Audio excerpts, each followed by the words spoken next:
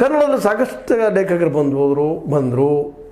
ಅದರಲ್ಲೂ ವಿಶೇಷವಾಗಿ ಈ ಸಂದರ್ಭ ನೆನೆಯಲೇಬೇಕಂತ ಒಂದು ದೊಡ್ಡ ವ್ಯಕ್ತಿತ್ವ ಶಿವರಾಮ್ ಕಾರಂತ್.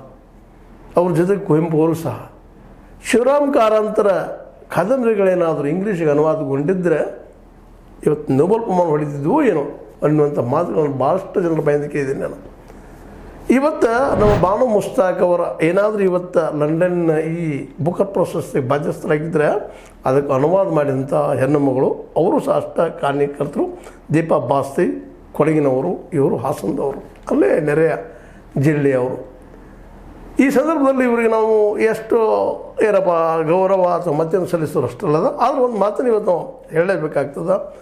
ಈ ಒಂದು ಏನಪ್ಪ ಅಂದರೆ ಎದೆ ಹಣತೆಗೆ ಈ ಬುಕರ್ ಒಳ್ದ ಸಂದರ್ಭದಲ್ಲಿ ಅವರು ಒಂದು ಮಾತು ಮಾತಾಡಿದ್ದಾರೆ ನಮ್ಮ ಬಾನು ಮುಸ್ತಾಕ್ ಅವರು.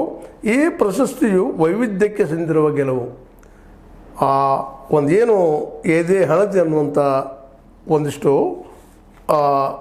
ಕವನ ಸಂಕಲನದಲ್ಲ, ಅದು ಏನಪ್ಪ ಅಂದ್ರೆ ನಿಜವಾಗಿಯೂ ವೈವಿಧ್ಯಮಯವಾದಂಥ ಕವನಗಳು ಹಾಕಿದಂಥದ್ದು ಅಂತ ಹೇಳ್ತಾ ಇದ್ದಾರೆ. ಈ ಪ್ರಶಸ್ತಿಯು ವೈವಿಧ್ಯಕ್ಕೆ ಸಂದಿರುವ ಗೆಲುವು. ಯಾವ ಕಥೆಯು ಅಂದರೆ ಈ ಕಥೆಗಳಿಂದ ಬಂದಂಥ ಕಥೆ ಕಾವ್ಯದಂಗದ್ದವು. ಯಾಕೆಂದರೆ ಬದುಕನ್ನು ಹೇಳುವಂಥದ್ದು ಸಣ್ಣ ವಿಷಯವಲ್ಲ. ಒಂದು ಪದ್ಯಗಳ ಮೂಲಕ ಹೇಳೋಕ್ಕಿಂತಲೂ ಮುಖ್ಯವಾಗಿ ಕಥೆ, ಸಣ್ಣ ಕಥೆಗಳ ಮೂಲಕ ಹೇಳೋದು. ಯಾಕಂದರೆ ವಿಶೇಷವಾಗಿ ಈ ಬುಕರ್ ಪ್ರಶಸ್ತಿ ಕಾದಂಬರಿಗಳಿಗಾಗಿದ್ದಂಥದ್ದು ನಂತರ ದಿನಗಳಲ್ಲಿ ಬದಲಾಯಿಸಬಹುದು. ಇವತ್ತು ಫಸ್ಟ್ ಟೈಮ್ ಸಣ್ಣ ಕಥೆಗಳು ನೀಡಿದ್ದು.